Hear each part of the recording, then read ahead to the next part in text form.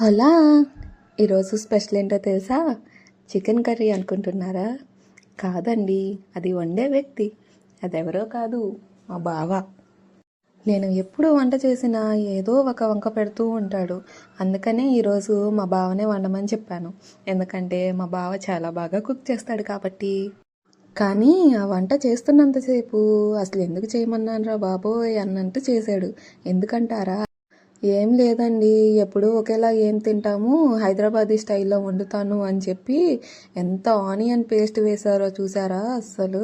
పైగా అందులో tomato paste కూడా వేశారు.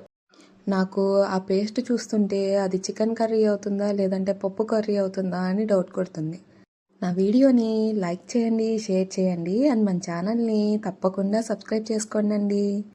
మా బావ వేసిన ఆనియన్ పేస్ట్కి పాపం చిన్ని మూకిడి కదా తట్టుకోలేకపోయింది. అందుకనే ఆ కర్రీ మొత్తం పెద్ద మూకిల్లోకి మళ్ళీ షిఫ్ట్ చేశాం.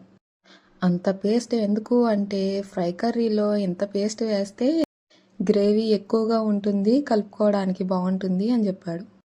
ఏ మాటకు ఆ మాటే కానీ టేస్ట్ అయితే చాలా బాగుంది. ఆడవాళ్ళు ఎంత బాగా కుక్ చేసినా ఏదో ఒక మిస్టేక్ వస్తుంది, కానీ మగవాళ్ళు మాత్రం ఉప్పు కారం వేసి వండిన టేస్ట్ మాత్రం సూపర్గా ఉంటుంది. నిజమంటారా కాదా?